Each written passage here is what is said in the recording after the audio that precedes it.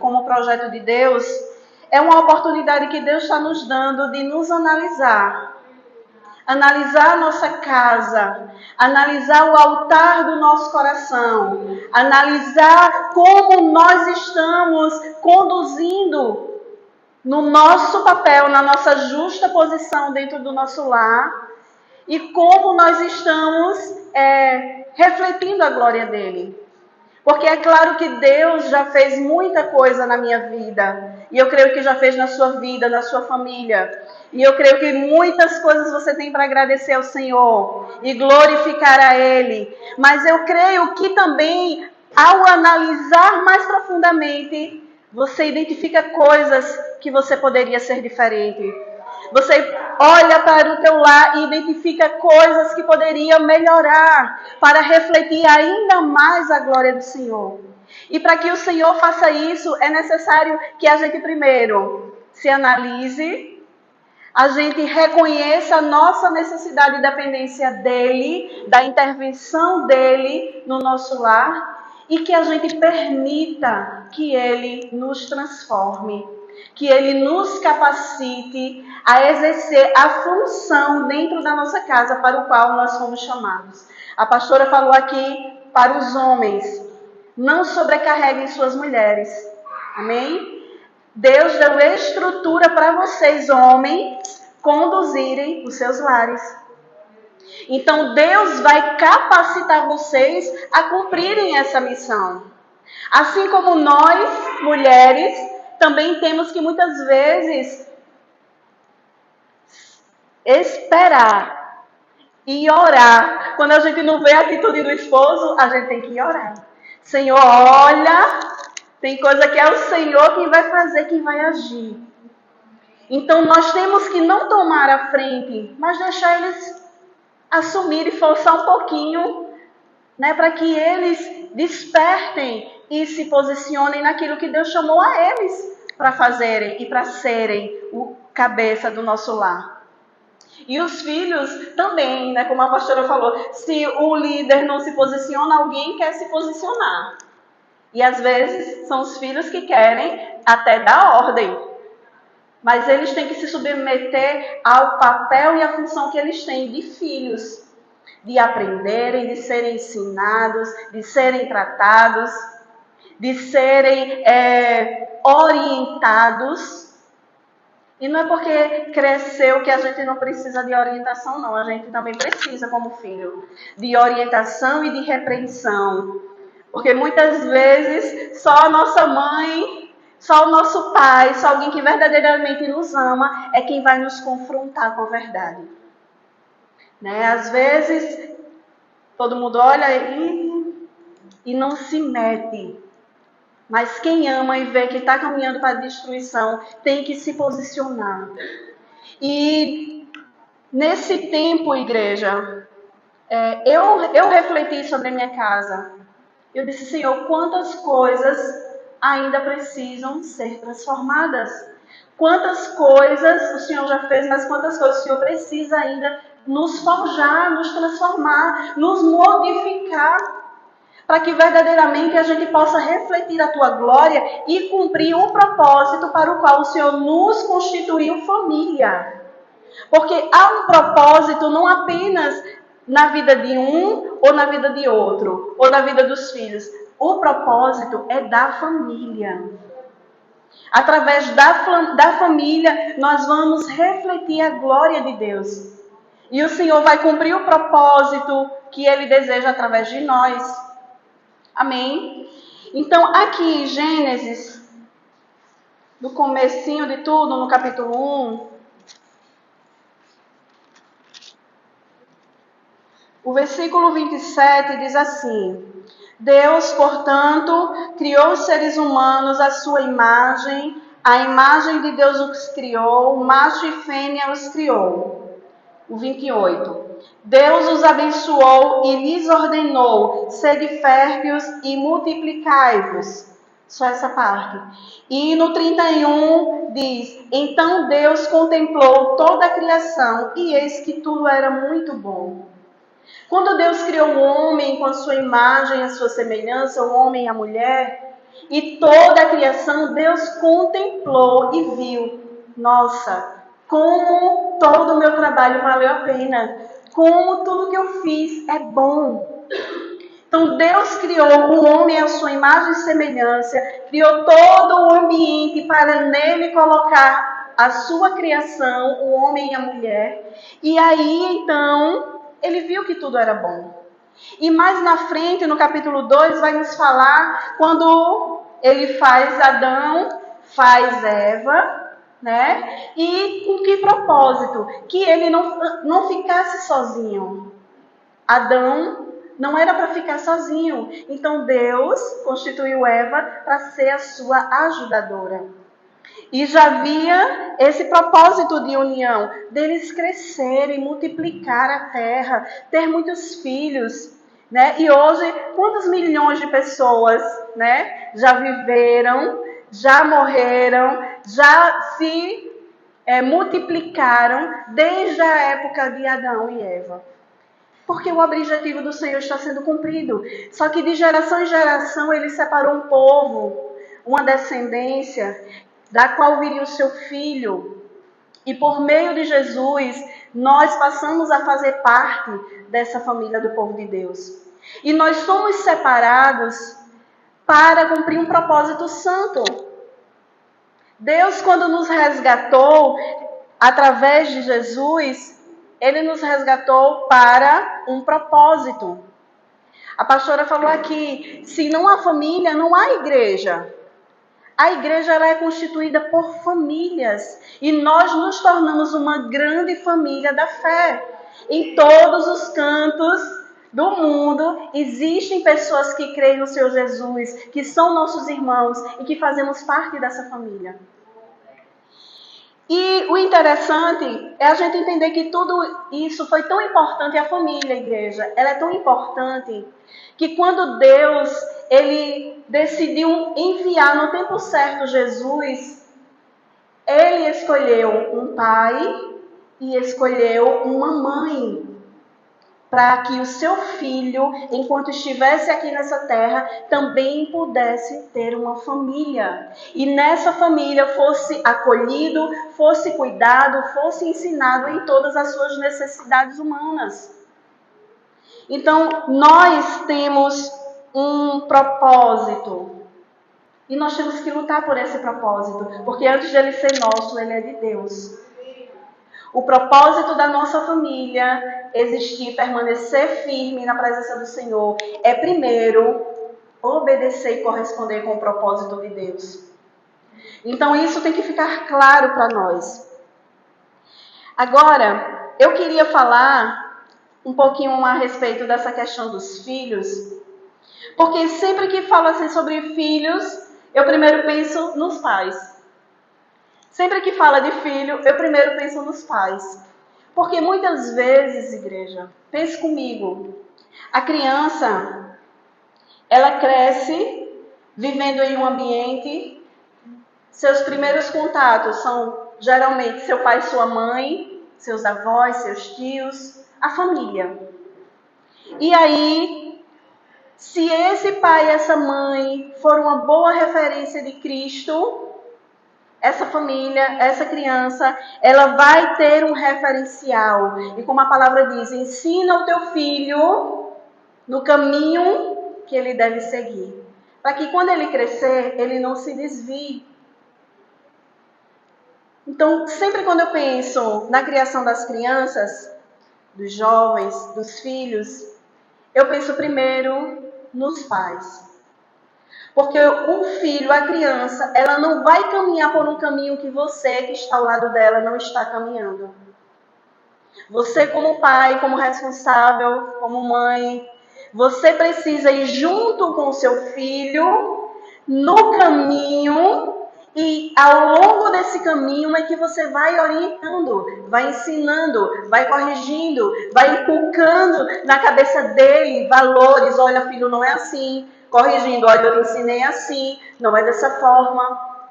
Mas nós não podemos querer que os nossos filhos façam algo que eles não nos veem fazer.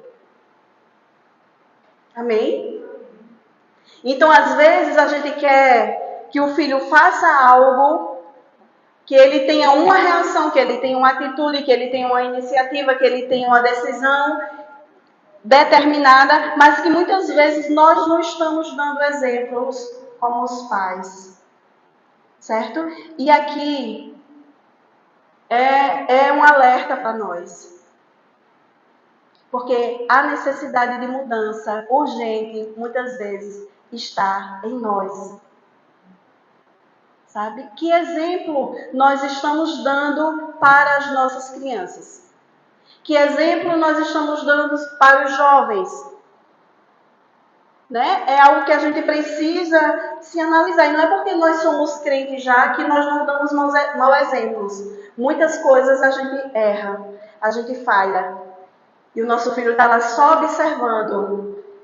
E às vezes, quando ele se comporta igual a nós queremos repreendê-los. Então, quando a gente começa a pensar em criação dos filhos, nós precisamos olhar para nós. Enquanto pais, enquanto responsáveis. Que tipo de ambiente eu estou proporcionando aos meus filhos? Que tipo de conversa eu estou incentivando os meus filhos? Que tipo de pai eu estou sendo? Olha, é tão interessante, igreja, a importância do pai.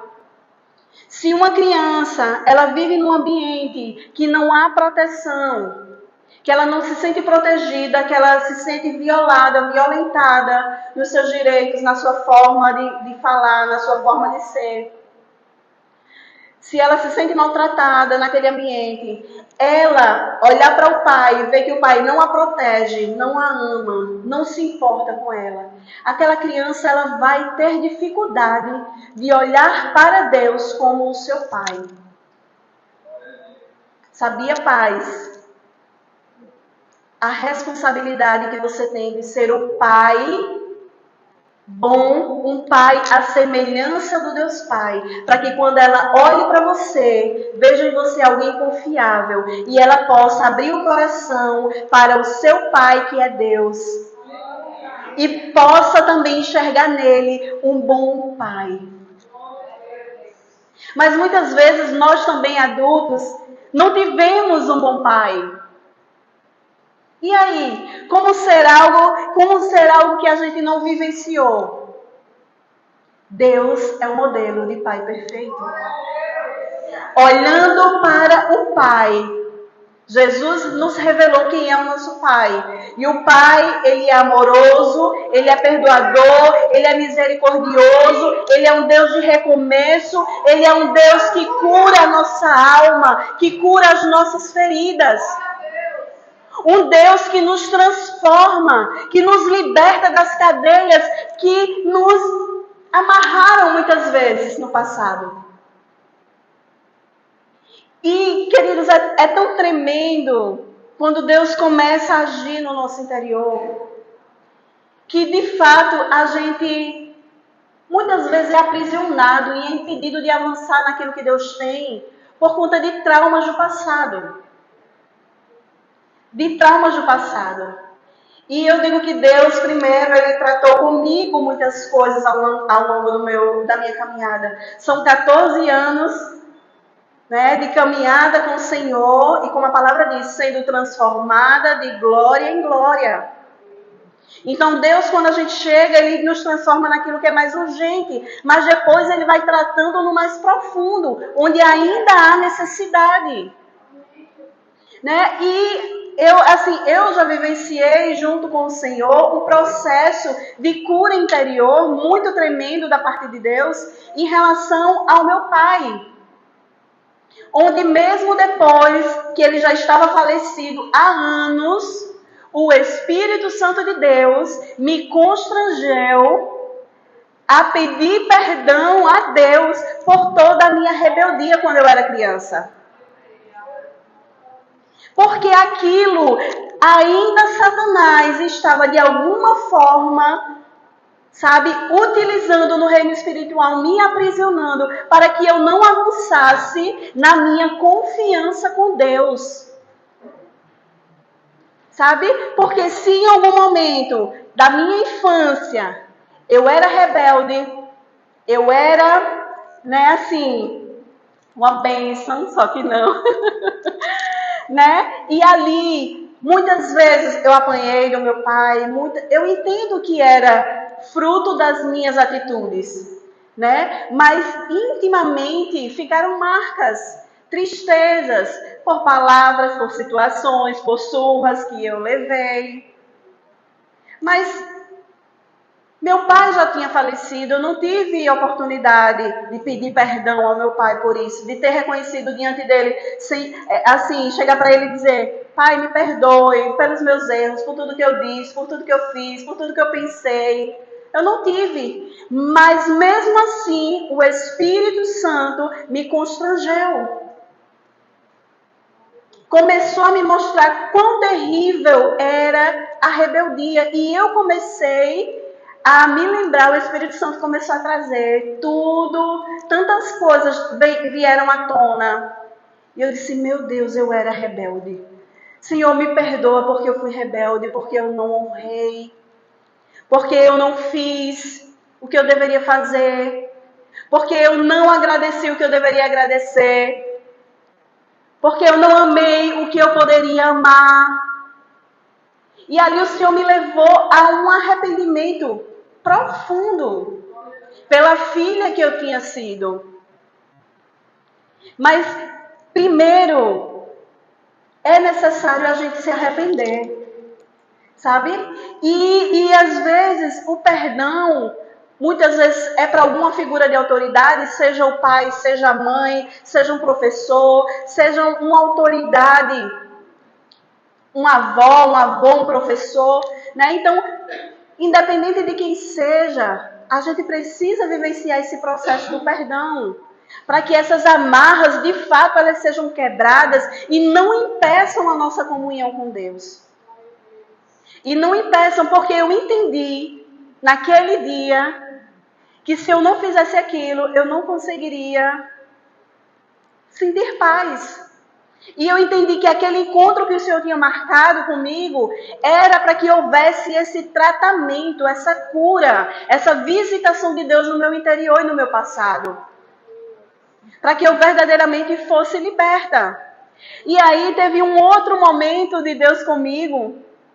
Sim, aí quando eu voltei, isso aconteceu num evento que eu fui participar. E eu estava muito cheia de expectativa e Deus foi logo no primeiro dia, na primeira pregação, já tratando comigo isso no profundo. E aí passou, quando eu retornei dessa viagem, eu sentei na minha mesa, eu comecei a pensar em tudo aquilo que tinha acontecido. E ali, o Senhor me deu uma visão. E na visão, eu via era uma praia, um homem de branco na frente e eu, criança, atrás esperando. E ele virava assim para mim e dizia: vem, vamos avançar. E eu me via criança e eu me via parada. Eu era como um medo, como se eu não tivesse coragem de ir até onde ele estava, me convidando a adentrar no nível mais profundo. E ele dizia: vem, vamos avançar. E eu ficava ali parada, eu não conseguia ir. E ali chorei, passou um tempo, assim, aquilo me marcou muito, eu anotei aquela experiência. E em um outro momento, eu estava lendo, se eu não me engano, foi em Efésios, no capítulo 1, que fala que nós fomos adotados na família de Cristo. Gente, Jesus veio para nos oportunizar fazer parte da família de Deus.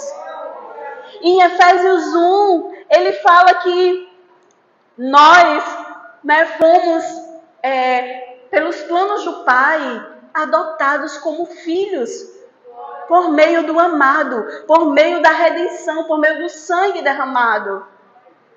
Então, naquele dia, eu estava ouvindo um louvor que falava sobre adoção, sobre que o Pai nos adotou, era o nome do louvor, falava o Pai nos adotou, e eu estava meditando nessa passagem. E nesse mesmo dia, o Senhor me deu uma outra visão. Era como se fosse, igreja, a continuação daquela primeira. Era como se fosse, aquela primeira fosse uma parte do processo, e ali o Senhor estava fazendo uma outra etapa dentro de mim. E ali eu tive a mesma visão. Só que ao invés de eu estar parada atrás, eu estava de mão dadas com Ele, pulando como uma criança super alegre, assim, saltitante, e caminhando na direção daquelas águas. Eu entendi que eu estava livre, que agora eu me sentia segura para avançar, para confiar em Deus. Eu entendi que Ele agora era o meu Pai. Eu entendi depois que Ele me curou, depois que Ele me visitou, que eu me arrependi, que eu desejei que Ele fosse o meu Pai. Eu me entreguei em confiança para viver tudo aquilo que Ele, como meu Pai, iria me proporcionar. Então, isso é muito profundo, porque muitas vezes tem que ir num nível onde a gente não está preparado para ir. Onde a gente não está querendo ir, querendo tocar naquela ferida, querendo tocar naquele lugar onde doeu. Onde em algo nós fomos machucados, fomos incompreendidos. E aquilo nos gerou dores que nos marcaram e nos paralisaram.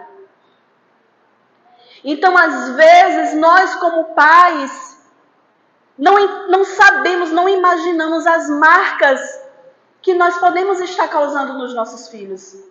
Ou termos causado no nosso filho. Eu sei que não foi intencional, mas aquilo em mim, que era criança, gerou algumas dores. As palavras duras de ser ouvida, né? Não só deles, igreja, muito tempo depois, Deus precisou tratar comigo sobre palavras que foram lançadas sobre a minha vida. Muito tempo depois desse processo especificamente direcionado à paternidade. Mas teve momento que eu estava orando e o Senhor me mostrava o meu pé amarrado. Que eu tentava avançar e algo impedia amarrado no meu pé. E eu me lembro que nesse dia eu liguei para a irmã Deilda e mulher, olha, era um dia que tinha círculo de oração aqui. Eu disse, mulher, tu tem que ir mais cedo porque hoje tu vai orar por mim. Porque se o Senhor me revelou isso, eu quero que o Senhor revele o que é isso que está me impedindo de avançar. Mulher, tu precisa orar por mim. E eu vim naquela expectativa de que Deus ia quebrar aquilo. Que Deus ia me libertar daquilo. Porque caminhar com o Senhor é esse processo. Se você não está vivendo nada do Senhor, é porque você não está permitindo Ele lhe melhorar. Porque a palavra diz que de glória em glória nós precisamos ser transformados. Então, se nós não estamos passando por nada, nem na nossa alma, nem nada no nosso interior, ao nosso redor, nada está acontecendo, será que realmente nós estamos dando essa oportunidade para o Espírito Santo nos tratar? Porque há tantas coisas para Ele nos tratar. Há muitas coisas. Então eu me recordo que nessa tarde nós viemos mais cedo e eu chorei, eu clamei, nós oramos aqui e o Senhor começou a se mover. E dar uma direção de que naquele dia o Senhor estava querendo tratar, quebrar palavras de maldição que tinham sido lançadas sobre a minha vida. Palavras de maldição. E enquanto aquelas palavras, foi tão interessante, porque enquanto aquilo foi sendo orado e ministrado, o Senhor ia trazendo na minha mente, sabe, situações onde eu ouvia as palavras duras que estavam sendo lançadas contra mim. Queridos, muitas vezes Essas palavras estão no reino espiritual, agindo contra nós, e nós não temos essa consciência. Porque afinal já passou, né? Já passou. Então talvez aquilo eu nem me lembro mais. Mas se você pedir ao Espírito Santo de Deus, e se você estiver com o coração disponível para passar por esse processo de transformação, o Espírito Santo vai trazer à tona onde você precisa ser liberto, onde você precisa ser tratado, onde você precisa verdadeiramente de uma intervenção. E sabe por que você precisa, você enquanto pai, enquanto mãe, para que a sua descendência não carregue o peso dos seus erros e dos seus pecados. Sabe, é um ciclo. Satanás, ele age numa geração e ele deseja ter a mesma legalidade na outra geração por conta de um pecado de gerações passadas. E nós precisamos, igreja, nessa noite, em nome de Jesus, sabe, clamar a esse Deus que quebra maldições, esse Deus que cura a nossa história e que nos dá a oportunidade de avançar. O Deus que cura o nosso interior e que nada nos prende. Porque, queridos, hoje muitas vezes as famílias estão vivendo circunstâncias de coisas do passado que não foram curadas, não foram saradas, não foram perdoadas, não foram amadas. Às vezes as reações de hoje foi porque antes os nossos filhos não se sentiram amados, não se sentiram protegidos, não se sentiram cuidados por nós. E muitas vezes nem é culpa nossa, mas às vezes a marca está lá. E nós precisamos nos arrepender daquilo que nós fizemos que marcou negativamente os nossos filhos. Porque nós precisamos nos arrepender para que esse pecado não gere consequência na nossa descendência. Isso é tão forte, igreja. Eu quero que você abra aqui comigo em Gênesis 8. Louvado seja Deus.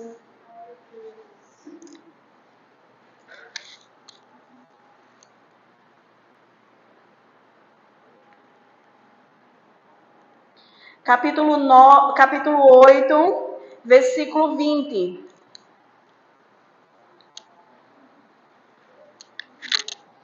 Diz assim: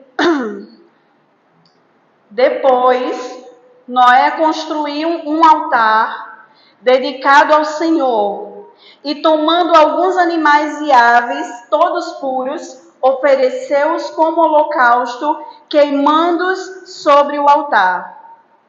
O Senhor sentiu o aroma agradável da adoração e declarou a si mesmo: jamais amaldiçoarei a terra por causa do homem, porquanto seu íntimo é completamente inclinado para o mal desde o nascimento. E nunca mais destruirei todos os seres nos quais há o fôlego da vida, como fiz desta vez. Amém? E aqui no capítulo 9, versículo 1, diz: Deus abençoou Noé e seus filhos e determinou-lhes: sede fecundos, multiplicai-vos e enchei a terra. Essa semana, não me recordo o dia, eu dormi. Quando foi umas 3 horas da manhã, eu me levantei totalmente sem sono. E eu disse: Senhor, como assim, né? Do nada, então eu já estou entendendo que o Senhor quer me comunicar alguma coisa. E ali eu comecei a orar. E depois de um tempo, eu peguei minha Bíblia, ainda sem sono. Acho que já eram umas 4 e pouca da manhã. Sentei na mesa e fiquei: Senhor, qual a palavra que o Senhor quer falar? E Ele me trouxe aqui para esse capítulo 8. Que fala sobre depois do dilúvio, que as águas foram baixando, ele soltou a pomba, né, veio, e depois de mais uns dias, as águas baixou totalmente. E aí, quando eles saíram da arca, a primeira atitude de Noé foi construir um altar ao Senhor. Isso me chamou muita atenção. Você imagina, o dilúvio tinha acabado com todas as famílias. Somente a família de Noé permaneceu. Noé, sua esposa, seus filhos e as suas esposas. E ali depois, Deus manda eles saírem da arca. Eles tinham toda aquela terra para prosperar, para ser fecundo, para cuidar, para multiplicar. Mas aí Noé, ele tem essa atitude. Quando ele sai da arca, ele constrói um altar dedicado ao Senhor. Ele pega algum daqueles animais, sacrifica ao Senhor como holocausto, e o cheiro daquela oferta, sabe, chega como uma adoração a Deus. E Deus se agrada daquela oferta. Deus se agrada quando nós alinhamos o nosso altar. Deus se agrada quando nós dedicamos tempo para sacrificar algo para Ele. Ele recebe, sabe? E Ele se alegra. E a palavra diz que o Senhor sentiu o aroma agradável da adoração que Noé estava fazendo. E quando ele sente aquele aroma, ele declara algo, que foi esse algo aí que me chamou a atenção. Porque ele diz assim, ele declarou a si mesmo, jamais amaldiçoarei a terra por causa do homem. Aí eu fiquei pensando, Senhor, Tu és o Deus que abençoa, mas Tu também é o Deus que afasta a maldição. Deus não é apenas o nosso Deus abençoador, mas Ele é aquele que nos livra da maldição. Ele é o Deus que nos livra daquilo que vem para nos amaldiçoar. A terra tinha sido destruída, mas a partir daquela adoração, Deus declara, olha, eu não vou mais permitir outra maldição como essa. Eu não vou mais permitir. Eu não vou mais destruir a humanidade dessa forma. E o interessante, igreja, foi porque nessa noite o Senhor estava me direcionando para um entendimento que chegou aqui nessa parte e mudou tudo na minha mente. Eu disse, Senhor, como assim? E eu comecei a entender quão importante é a nossa atitude de adoração a Deus. Como é importante você pegar, alinhar o seu altar e sacrificar o teu Deus. Toda a tua família vai ser livrada da maldição. Por conta da atitude de Noé, Deus estava dizendo que não traria mais maldição à terra, como Ele havia feito com toda aquela terra que tinha sido destruída. Mas, igreja, esse Deus que é abençoador, Ele tem o poder de nos libertar dessa maldição. Nos libertar totalmente. E nessa hora, quando o Senhor me deu esse entendimento, que Deus é aquele que quebra maldições, eu comecei a sentir dentro da minha casa um cheiro de fumaça. Comecei a sentir aquele cheiro de fumaça. E eu disse, meu Deus, aí eu me levantei, fui olhar nos quartos, os ventiladores, porque era um cheiro forte que estava. Fui num quarto, fui no outro, olhei fora de casa se estava alguma coisa queimando, não estava. Eu disse, Senhor, tem mistério aqui, tem algo que o Senhor quer me comunicar. E o Senhor aí o Senhor trouxe à minha memória um sonho que eu tive em janeiro, que eu tive uma sequência de sonhos.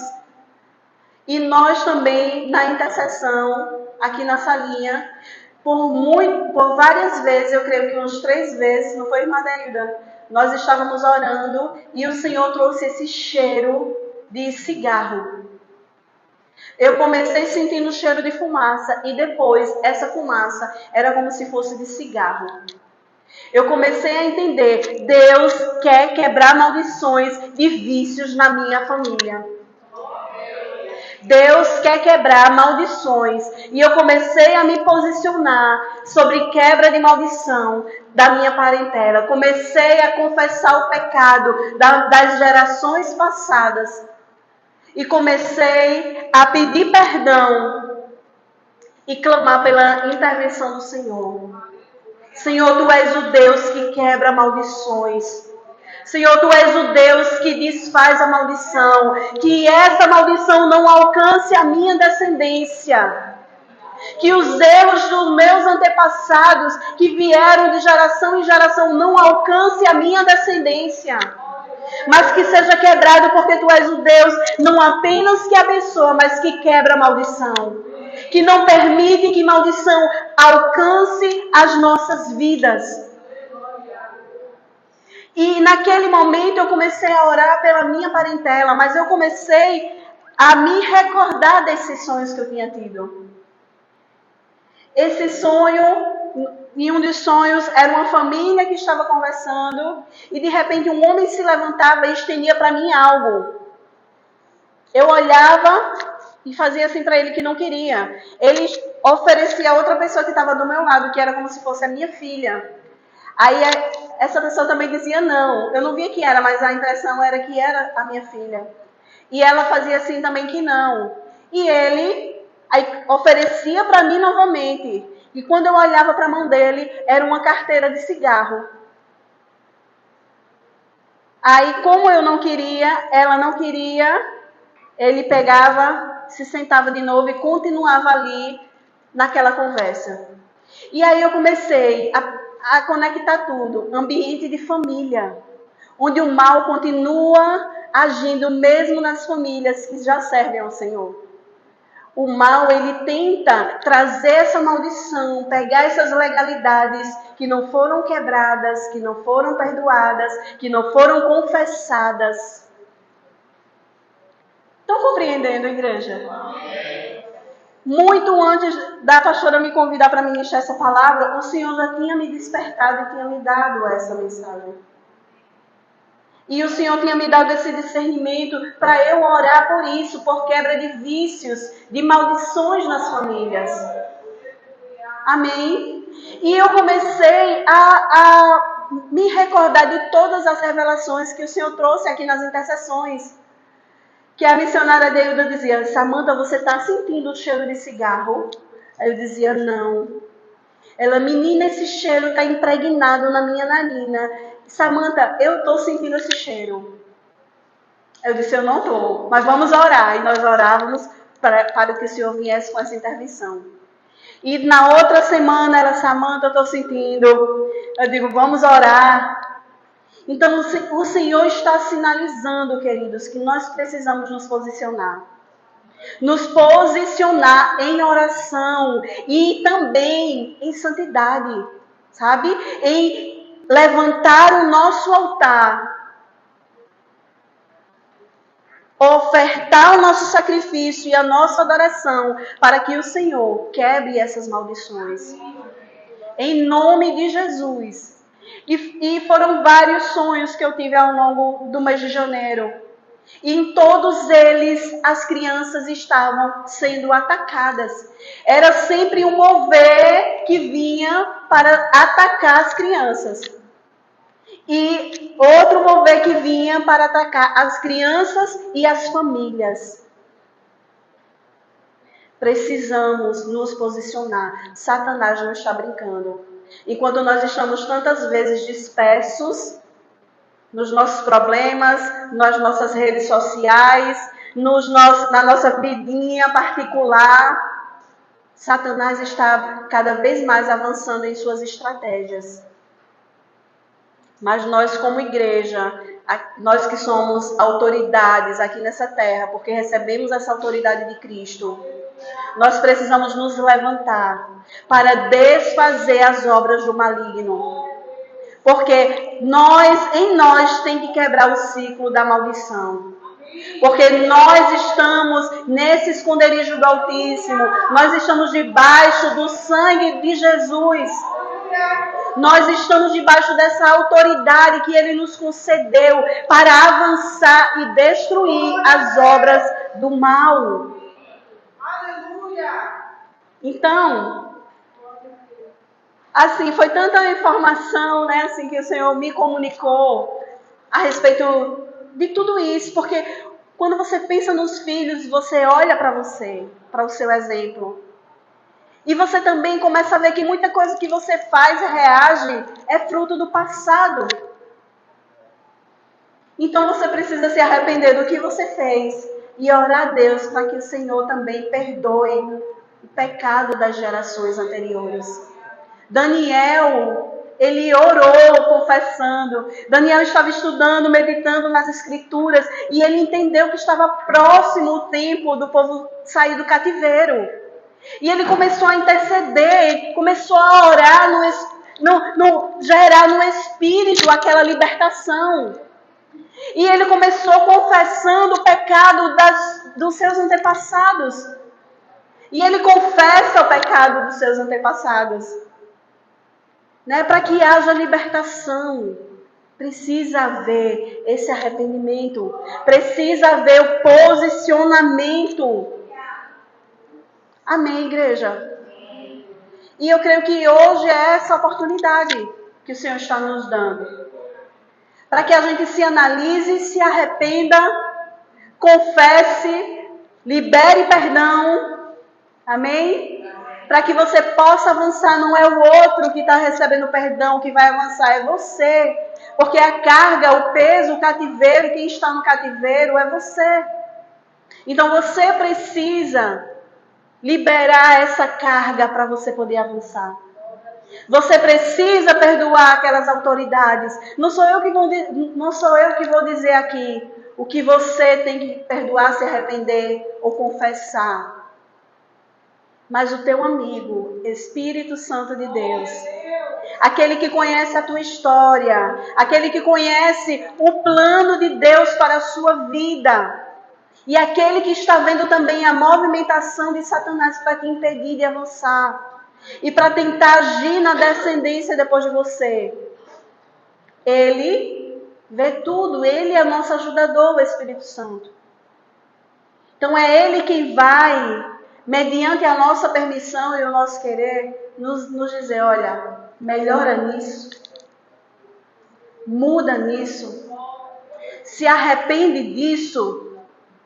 Porque hoje você está na presença do Senhor, mas coisas que você fez no passado podem ainda estar reverberando no reino do Espírito, atingindo tua descendência, tua família, tua casa, teus filhos, que muitas vezes estão sendo conduzidos para a destruição, e você olha, não sabe o que fazer. Começa hoje pedindo perdão.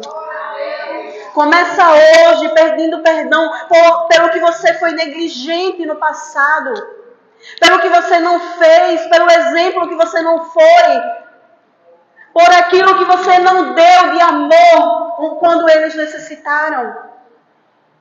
Começa hoje a transformação na tua casa.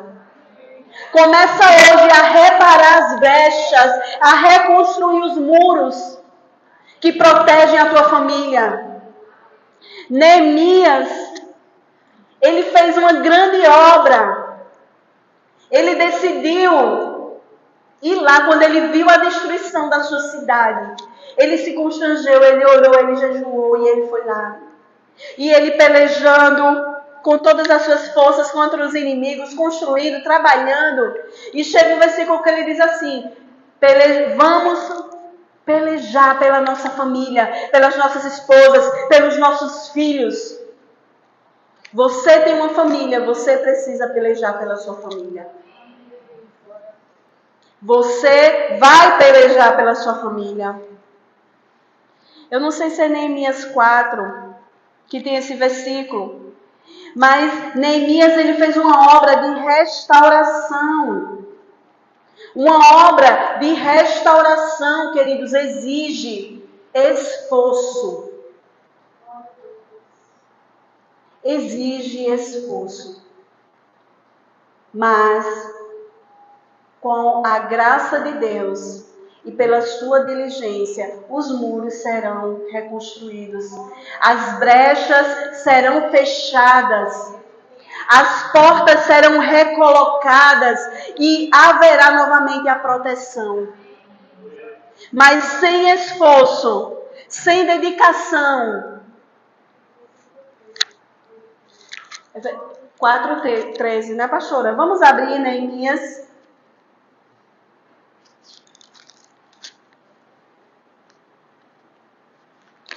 É muito forte esse versículo.